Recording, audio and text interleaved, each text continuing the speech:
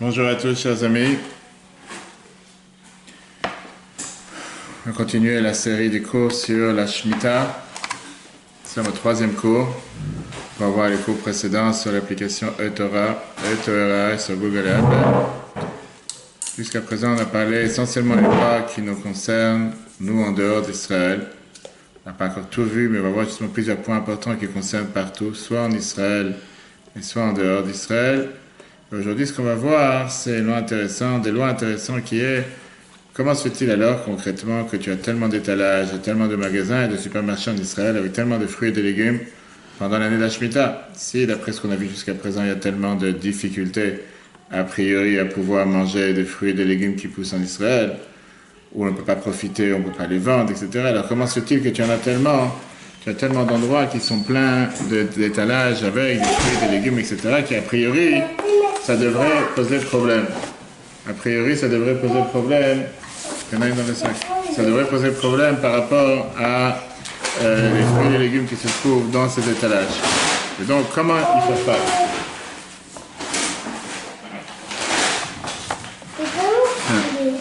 Même trempé.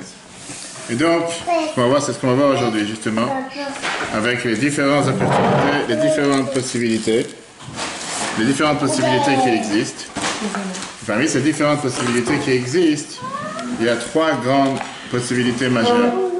Il y a ce qu'on appelle d'abord ce qui a été fabriqué ou ce qui a été fait pendant la 6e année. Il y a aussi... Je peux poser une question. Oui.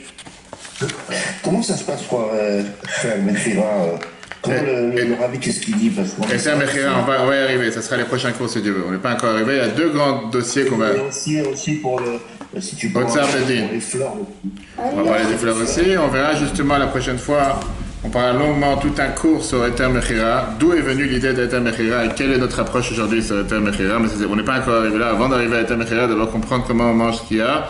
Et on verra aussi Otsar Bedin. Quelle est la différence entre les deux et comment ça se fait que dans la majorité des étalages, aujourd'hui en tout cas dans tous les grands supermarchés, on voit des différents secteurs de fruits dans lesquels un c'est écrit Yivul Nochri, Yivul Chul. Ce qu'on va voir aujourd'hui, ça vient d'extérieur. On voit que ça vient d'une importation ou fabriqué par des non-juifs. Et on verra après comment ça se fait que dans certains cas on voit que c'est écrit Otsar Bedin, ou bien Eter Mechira, toutes ces définitions pendant l'année de la Shemitah, on va les expliquer si Dieu veut les prochains cours. Aujourd'hui d'abord justement on va s'arrêter sur concrètement comment se fait-il qu'on a tellement de manger et tellement de fruits dans les étalages en Israël alors qu'a priori si c'est l'année de la Shemitah tu ne devrais pas en avoir.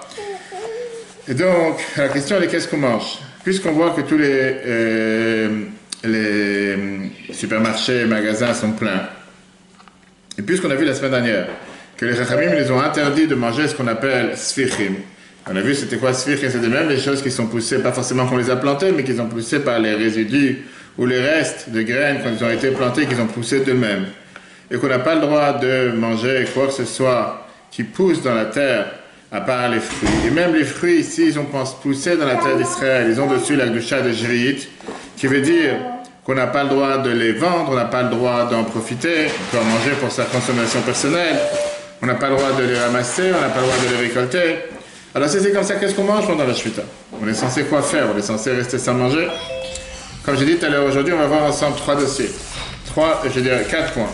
D'abord, il y a ce qu'on appelle Yivul Shishit. Yivul Shishit veut dire, d'abord, ça veut dire la récolte de la 6e année, qui sont maintenant en train d'arriver dans les étalages pendant l'année de la Shemitah. En langue simple, c'est vrai que ça a grandi en Israël. Mais ça n'a pas grandi pendant l'année de la Shemitah. Et donc on a le droit de les vendre, on a le droit de les acheter, on a le droit de les manger. On n'en parle pas. Yivul Shishi, c'est ce qu'on va dire la solution la plus simple, la plus glatte, la plus chala, qu'on appelle ça par rapport à Israël. Parce que c'est des fruits qui n'ont aucun rapport avec la 7e année. Le problème se posera l'année prochaine, mais à la rigueur, j'allais te dire, tu ne plantes rien cette année, donc tu n'as pas ce risque tellement l'année prochaine pour ceux qui respectent bien sûr la Shemitah. D'accord?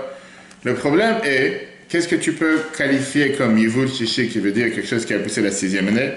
Et est-ce que tu sais vraiment, est-ce que ça appartient à la 6e ou la 7e? Comment on fixe quel est Yivul Shishi? Qui a été récolté. Qui a poussé. C'est ce qu'on va tout de suite voir, la différence. D'accord? Si tu as récolté la 6e, on n'en parle même pas, c'est quoi ton problème? Le problème, c'est que tu récoltes maintenant, mais quand est-ce que ça a grandi, quand est-ce que ça a poussé? D'accord?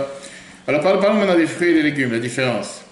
Les fruits, on sait très bien que les fruits que tu as sur l'arbre aujourd'hui n'ont pas commencé à pousser aujourd'hui. Il ne faut pas rêver. On est aujourd'hui au mois de Tréjouan. Les Chachamim nous disent qu'il y a la période qu'on appelle de la Chanata, qui veut dire la période dans laquelle on peut fixer à quelle année appartient le fruit.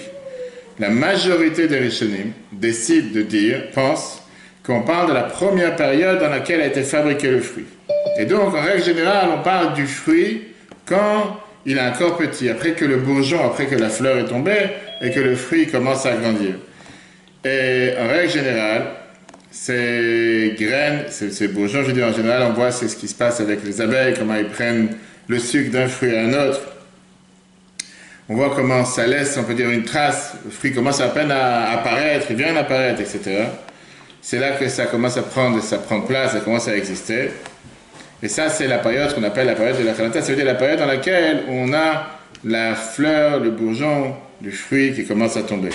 En deux mots, si on résume, qu'est-ce que ça veut dire? Comment je peux définir à quelle année appartient le fruit? Il appartient à l'année dans laquelle il a commencé à mûrir, il a commencé à grandir. Et ça, c'est sa première apparition. Et donc, n'importe quel fruit qui a commencé à apparaître et à exister avant l'année de la Shemitah, malgré qu'il continue à pousser pendant l'année de la Shemitah et qu'il a été récolté pendant l'année de la Shemitah, il est considéré un fruit de la 6e année. On ne fera pas avec ce fruit toutes les lois de Shemitah. Une seconde. Par exemple, pendant tout l'hiver de la Shemitah, pendant tout l'hiver de la Shemitah qui est maintenant, les oranges, ce n'est pas des oranges qui ont poussé maintenant, ça s'appelle Yevul Shishi. Yevul Shishi qui veut dire, ça s'appelle ce qui a poussé dans la 6e année parce qu'ils ont commencé à fleurir, mûrir, etc. pendant la 6e année. Par contre, les fruits qui ont commencé à grandir et les fruits qui ont commencé à pousser pendant la 7e année, en deux mots, que le début de leur floraison, le début de leur... comment ils ont commencé à mûrir, ça s'est passé pendant l'année de la Shemitah. Même si ça continue pendant la 8e année, on fera avec eux tous les lois de la Shemitah. Ça, c'est par rapport aux fruits. Par rapport aux légumes, épices, céréales et tout ce qui sont les légumineuses, là, c'est déjà différent parce que tout ce qui pousse, tout ce qui a été cueilli pendant la Shemitah appartient à la Shemitah. Seulement ce qui a été cueilli avant n'appartient pas à la Shemitah. Donc ça, c'est la différence que tu as entre les fruits et les légumes. En pratique. En pratique, c'est ce que j'allais dire. En pratique, la solution de Yevul Shishi, qui veut dire tout ce qui a poussé pendant la 6e année n'est pas parfait, parce que tu as beaucoup de légumes que tu ne veux pas garder pendant plus d'un an, et donc ça peut nous aider au début de l'année. C'est-à-dire maintenant, dans les premiers mois de l'année, on peut encore jouer avec ce système de qu'est-ce qui appartient à la 6e année. Mais ça ne pourra pas durer toute l'année, parce que c'est pour ça qu'on voit justement que tu as plusieurs fruits et tu as plusieurs... c'est pour ça qu'on a le calendrier en fonction des fruits, etc. Qu'est-ce qu'on peut garder, qu'est-ce qu'on peut utiliser au début de l'année, qu'est-ce qui prend plus de temps dans les premiers jours, etc. Et donc, vas-y. Et dans un champ, tous les bourgeons ne sortent pas en même temps. Tout à fait, exactement. Alors après, on va prendre la majorité par rapport à ces fruits, etc. Comme j'ai dit, on sait très bien. Tu as des périodes dans l'année que tu as telle sorte de pommes, tu as des périodes, telle sorte de pommes. Tu vas pas me dire que, je sais pas, des pommes, je sais pas, Pink Lady, j'ai oublié quel type, qu'il y a que tu trouves seulement en octobre, il y en a que tu trouves seulement... Ça va pas exister que ces pommes vont pousser au mois de juin. En général, on sait ce qui se passe plus ou moins. Maintenant, cette solution de Yevul Shishi, ça peut nous aider les premiers mois. Et en fonction du calendrier que chacun est là, en général, dans laquelle c'est écrit que tu veux manger ou pas. On a une deuxième solution. Pour répondre à la question qu'on a demandé d'où on a tous ces fruits et ces légumes sur tous les étalages, la deuxième solution, c'est importer d'en dehors d'Israël. Tu peux penser à importer d'en dehors d'Israël, veut dire importer de Dubaï et d'Amérique. En dehors d'Israël veut dire un territoire qui touche Israël, qui n'est pas considéré Israël. L'Égypte, la Jordanie, territoire de Gaza et beaucoup d'autres territoires. Israël biblique ou... Alors on n'a pas répondu ça dans le premier cours, dans lequel aujourd'hui on a un grand problème parce qu'on ne sait pas forcément où mettre les barrières. Par ce doute, les Chachamim ont préféré dire, donc c'est de Rabbanan et pas de Raïta, on reviendra ça plus tard dans le prochain cours. Et donc on préfère ne pas faire de différence. Mais en tout cas, les mitzvahs de la Torah qui sont attachés avec la terre ou avec tous les fruits et les légumes qui poussent, ils sont seulement dans la terre d'Israël et qui sont vraiment grandis dans la terre d'Israël. Et d'ailleurs c'est écrit dans la Mishnah, Kol mitzvah sheitluya ba'aretz, n'importe quelle mitzvah qui dépend de la terre, Ena noeget el ha'ba'aretz, tu devras la faire seulement en Israël. She'ena tluya ba'aretz, une mitzvah qui ne dépend pas de la terre, noeget ben ba'aretz, la règle générale. Une mitzvah qui ne dépend pas de la terre, c'est une mitzvah qu'on fait soit en Israël, soit en dehors d'Israël. De là vient le jargon halachique, mitzvot atluyot ba'aretz, les mitzvot qui dépendent de la terre. Par exemple, Trouma et Maaser, on les fait seulement avec ce qui pousse en Israël. Pareil, la Shemitah. Sur la Shemitah, la Torah te dit clairement, Kitavo ala haaretz asher ani noten lachem. Quand vous rentrez dans la terre que je vous donne, Veshafta haaretz Shabbat Hashem, la terre devra se reposer. Donc, la meilleure solution, au stade 2 où on en tient maintenant, serait d'importer des fruits et des légumes et des autres, tout ce qui pousse d'en dehors d'Israël. Parce qu'une terre qui est en dehors d'Israël, je peux là-bas faire grandir, je peux là-bas faire tous les travaux agricoles que je ne peux pas faire en Israël. Il n'y a pas non plus l'interdiction des sphires, comme on a vu la semaine dernière, qui veut dire des fruits et des légumes qui seraient poussés éventuellement de même avec quand j'ai commencé à planter mes fruits et des légumes.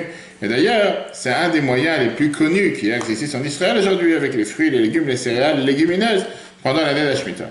Ça aurait été bien dans la théorie, dans la pratique. Dans la théorie, c'est facile. Dans la pratique, c'est problématique. Pourquoi? Parce que justement, dans la Gemara, dans le Tosef, dans Yerushalmi, ils ont parlé longuement de plusieurs craintes. D'abord, on craint que des commerçants qui sont malveillants, qui vont vouloir commercer avec des fruits de Jvit, ou bien des personnes qui vont penser que peut-être ce sont des fruits qui viennent d'Israël, et ils vont voir qu'on ne fait pas attention avec la gdusha de Jvit à l'intérieur, automatiquement ils vont banaliser tous les lois de la Shemitah. Et d'ailleurs, c'est la raison pour laquelle pendant une certaine période, et pendant plusieurs périodes, il y avait l'interdiction d'importer des fruits en Israël pendant la Shemitah. Et quand on a commencé à le permettre, il y avait tout type de restrictions pour ne pas arriver à banaliser malheureusement des produits qui auraient dû avoir dessus les lois de la Shemitah et que les gens qui sont malveillants ils vont décider de faire croire qu'ils viennent en dehors d'Israël, alors qu'en vérité vient d'Israël.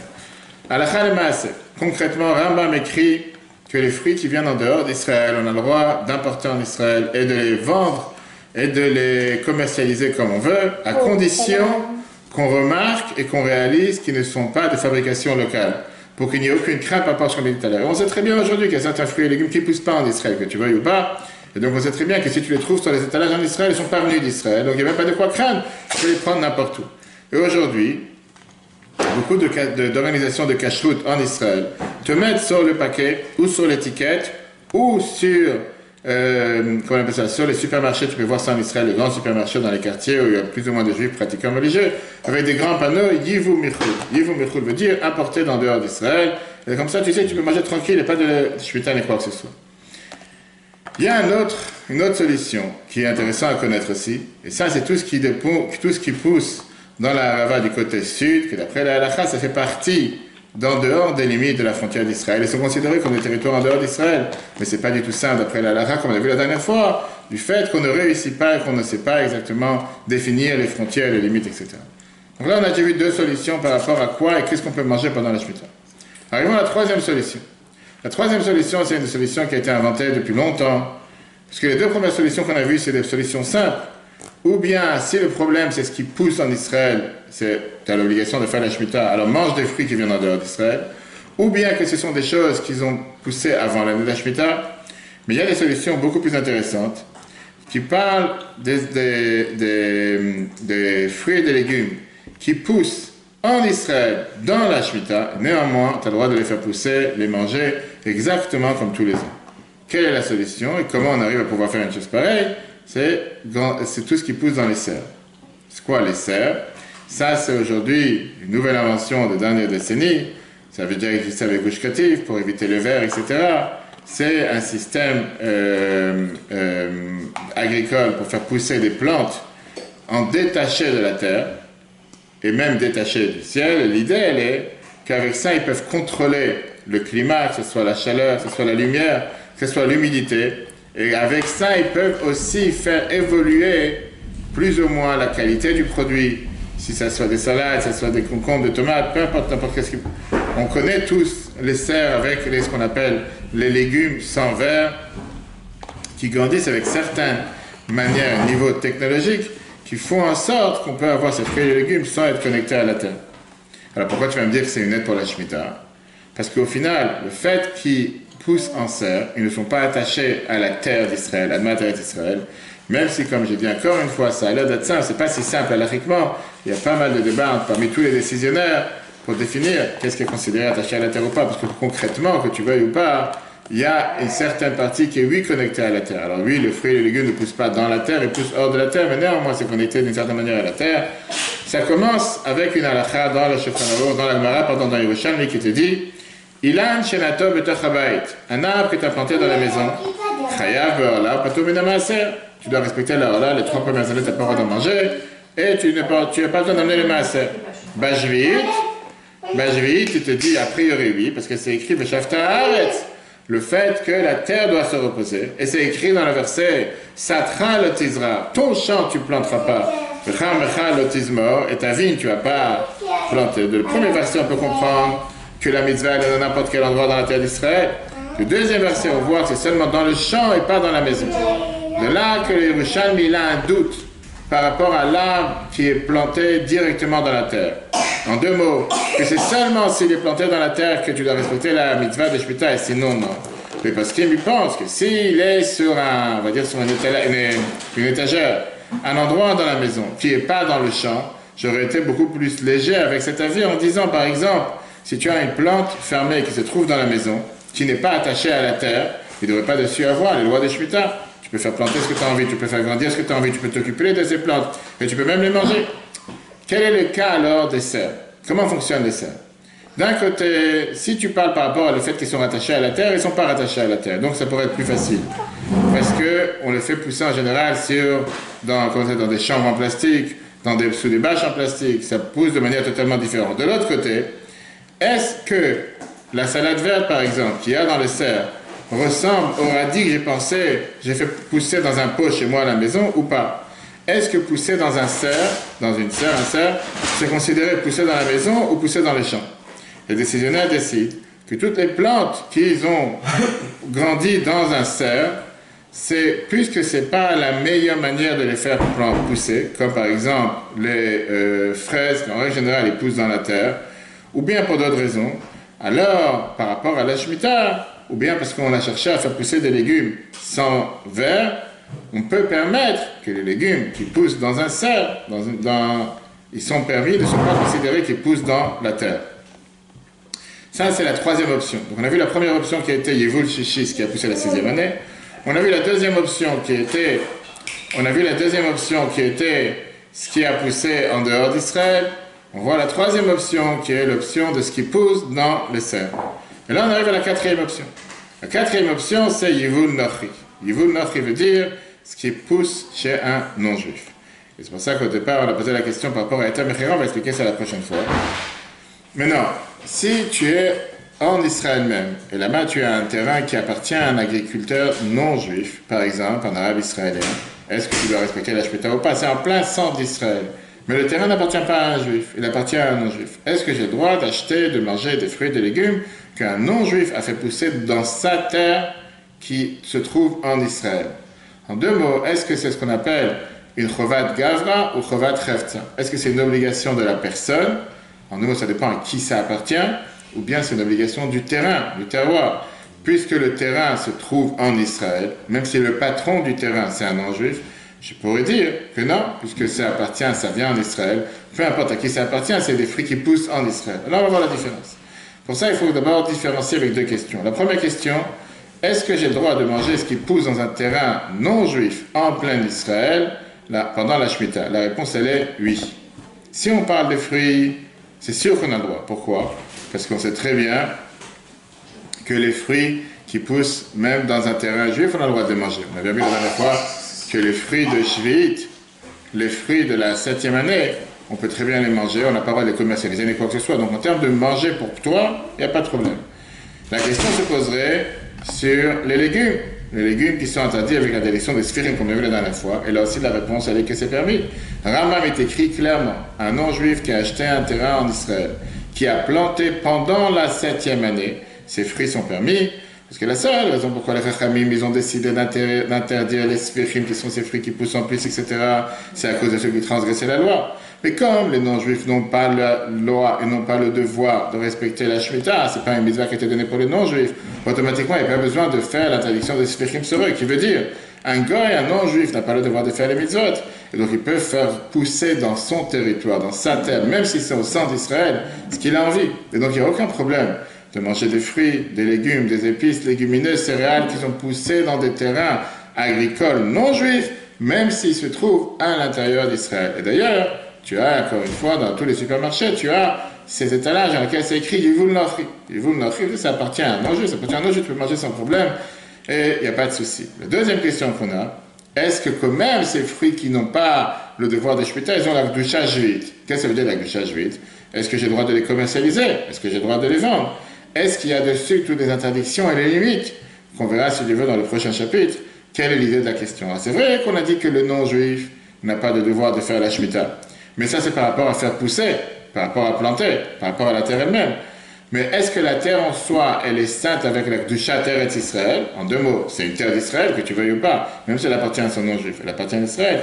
Et donc, j'allais dire que tout ce qui pousse dans ce terrain, c'est aussi Yivul Shvit, c'est quelque chose qui pousse pendant la Shemitah ou pas. Ça, c'est un des débats qui a commencé il y a 450 ans, parmi les plus grands décisionnaires à l'époque de Tzfat. Il y avait le Mabit, qui était avec Moshe Ben Yosef Trani, qui a voulu montrer que les fruits non-juifs, les fruits qui poussent chez les non-juifs, ils ont eux aussi la Kedusha de Shvit. Mais la majorité des décisionnaires de Tzfat étaient contre. Quand il a voulu agir contre les sages de Tzfat, ils ont décidé de mettre un kherem, de mettre en quarantaine tout celui qui n'a pas se comporté comme eux. Regardez comment le Bet Yosef, qui est le Shulchan Aruch, vient et nous dit, Amar Yosef Karo, une fois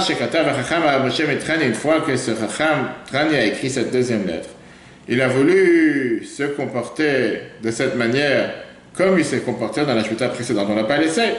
Et cette Shemitah-là, qui était dans l'année 5334, pas l'avion, 500 ans en arrière, il a décidé de faire comme il voulait. Et tous les sages de la ville, ils ont vérifié dans les Rishonim, la Charonim, ils ont vu que ça n'a pas de sens ce qu'il dit. Et ils ont dit dans toutes les synagogues de excommunier quelqu'un qui va se comporter avec les fruits d'un terrain non juif, avec les méthodes de juifs. Comme ça dit Yosef Karo, comme ça il termine le Bet Yosef. Ce qui veut dire que ça c'est aujourd'hui la coutume répandue dans tout Israël. Pareil, écrit le Chida. Le Chida qui est Rabbi Chaim Yosef David Azoulay qui est né à Jérusalem, grand rabbin de Jérusalem il y a 300 ans. Que la coutume à Yerushalayim depuis toujours a été qu'il n'y a pas de Kedusha de Shvit, il n'y a pas de Kedusha de Shvita dans les fruits non juifs. Et il écrit Velo Raïnu, Velo Shamanu, Shum Chassid Sheyasakaf. On n'a jamais vu, on n'a jamais entendu aucun juif pieux qui a commencé à devenir, on va dire, plus, comment on appelle ça, plus rigoureux que la loi, se disant qu'un terrain qui appartient à un non-juif en Israël, il faut bien respecter la Kedusha de Shvit et qui appartient à la Shvita. Ça n'existe pas une chose pareille. Si ça appartient à un non-juif, il n'y a pas de Shvita à faire.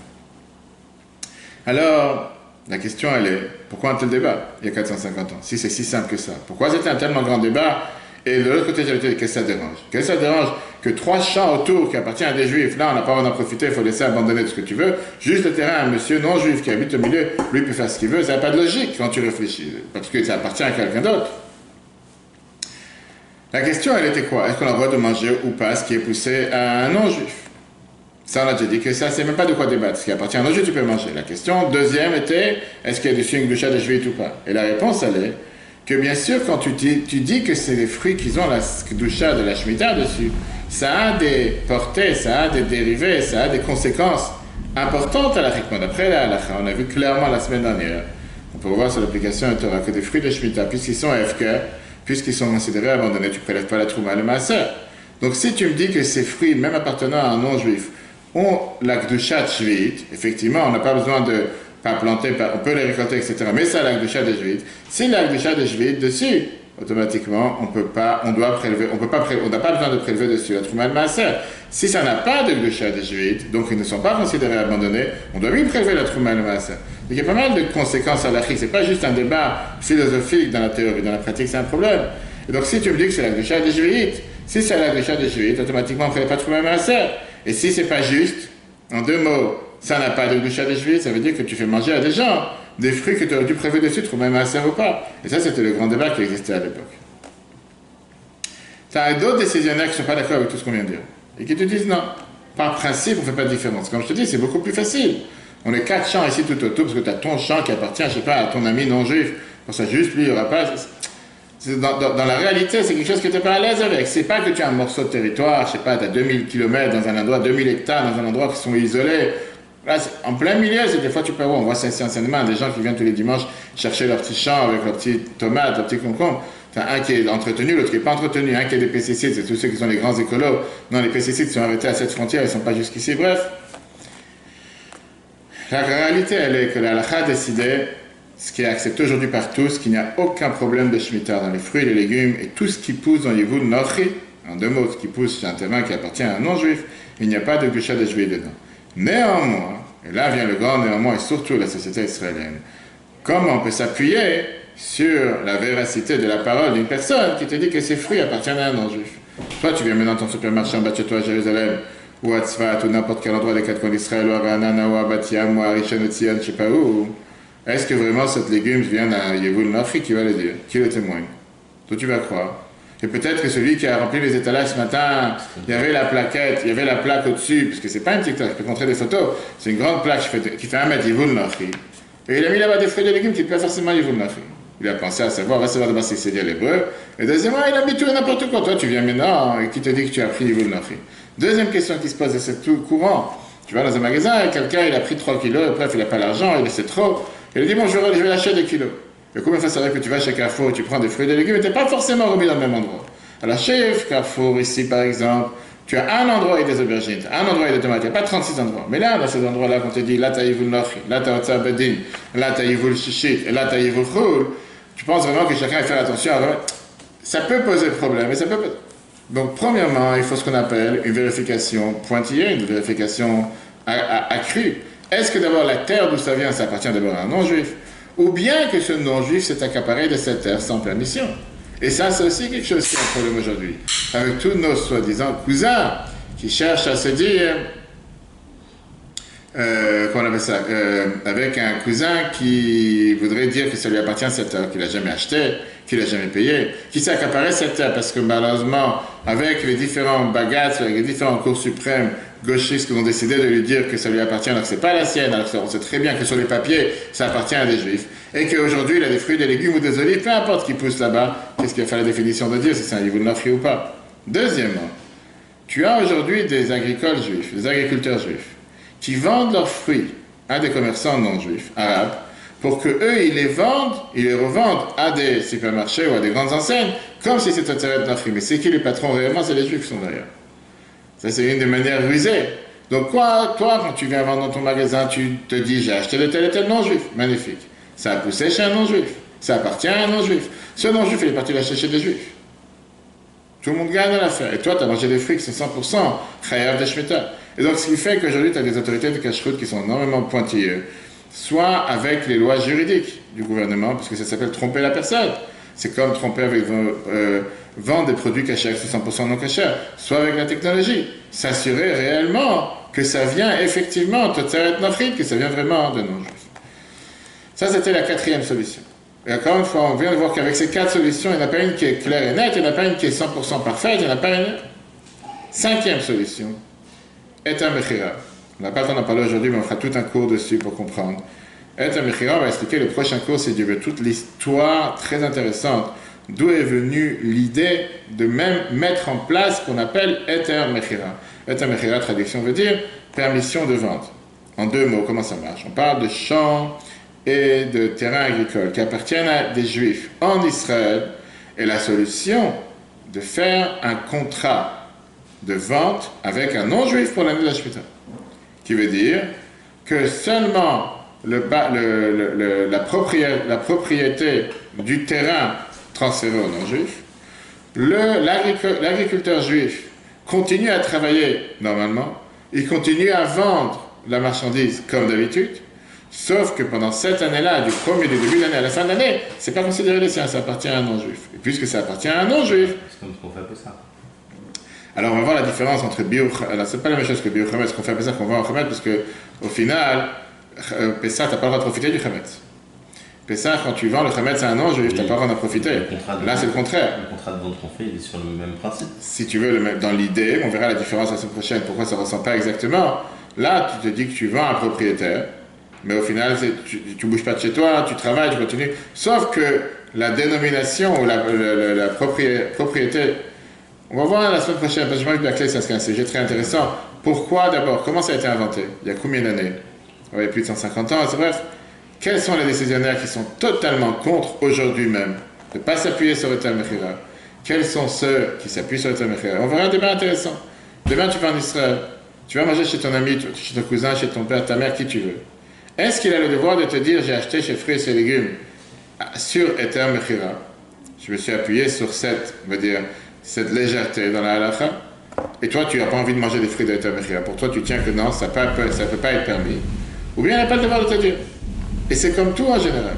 Tu vas aujourd'hui manger dans une coupe de cheveux hier ou avant-hier et tu as un certain standard de kashrut. Et la personne en face a un standard qui est beaucoup moins bien ou différent. Est-ce qu'il a le devoir de te dire, sache que ça c'est tel et tel standard ou pas? Mais là, tu dis un standard de kashrut, tu vas dire, c'est tel kashrut, tel kashrut. Mais là, tu parles des fruits et des légumes. Tu vas pas savoir la différence. Il va te servir des compotes, il va te servir je sais pas, des fraises, un morceau de melon, un morceau de pastèque, peu importe. Tu vas commencer à lui demander, mais d'où ça vient? D'où tu l'as acheté? Sur quelle autorité tu t'es appuyé? On verra ça la semaine prochaine. Il y a une dernière manière de pouvoir permettre, et ça c'est ce qu'on va voir aujourd'hui, et ça c'est ce qu'on va dire le plus répandu, et parfois le plus facile, ce qui s'appelle Otsar Bedin. Otsar Bedin, traduction, trésor du tribunal. Qui veut dire, les trois dernières solutions qu'on a proposées, en réalité, ils peuvent aider sur toute la chaîne de commande. À partir de la plantation jusqu'à la commercialisation, jusqu'à pouvoir manger.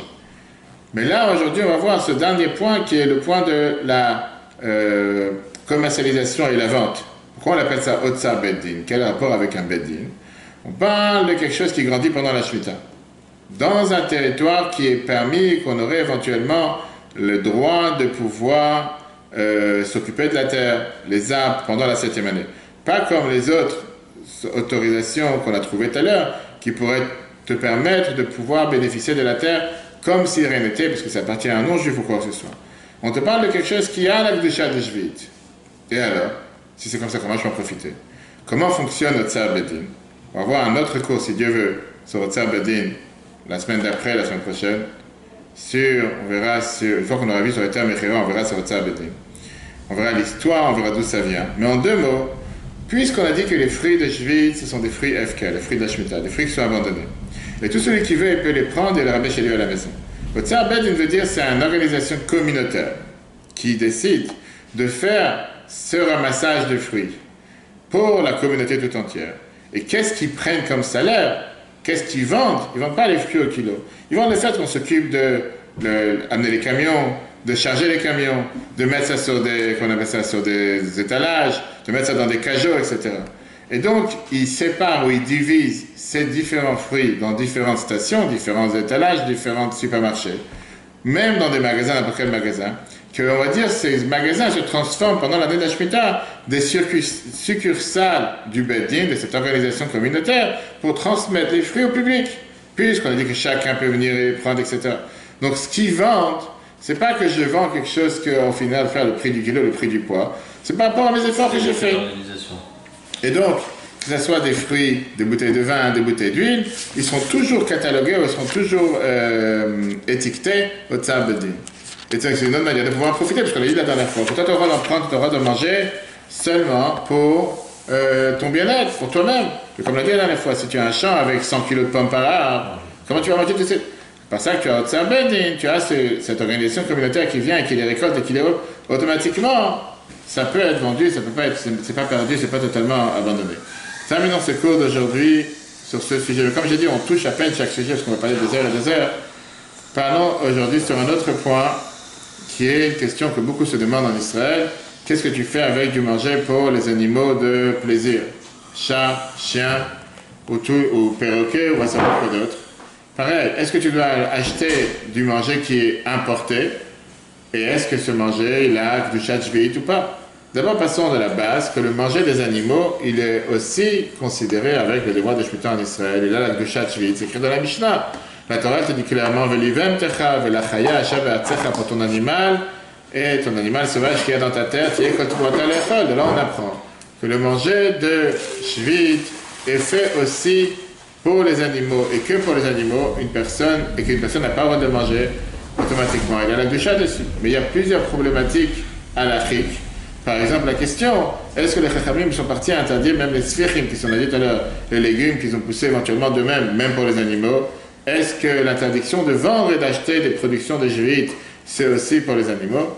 Concrètement, la Chachamim te dit que le manger des animaux qui vient de la terre, on doit l'acheter ou s'il a été importé, ou bien de ce qu'il a été fabriqué avant la Shemitah, et ça c'est très simple aujourd'hui. Parce qu'en règle générale, ce ne sont pas des produits qui sont à court terme, c'est des produits à long terme. On voit la date de fabrication et on peut savoir si c'est bon ou pas. La semaine prochaine, si Dieu veut, on parlera longuement sur Eter Mechira. D'où vient toute cette idée d'Eter Mechira, cette permission de pouvoir vendre un terrain à un non-juif? On verra que c'est une histoire qui a commencé il y a plus de 500 ans, les grands débats il y a 150 ans, jusqu'à Rav Ovadia qui était dans la dernière génération, qui a permis et qui s'appuie sur Eter Mechira à 100%. On verra ceux qui sont pour, ceux qui sont contre. Si Dieu veut, la semaine prochaine, le cours sera un replay sur l'application E-Torah, E-Torah sur Google et Apple, ainsi que le mauvais cours d'hier soir. On a vu sur hier comment une telle punition à Sodome, d'où est venue une telle méchanceté de ne pas vouloir partager ce que quelqu'un est là avec l'autre. Et si Dieu, on verra ça la semaine prochaine. Très bonne journée à tous. Replay sur E-Torah et à très bientôt.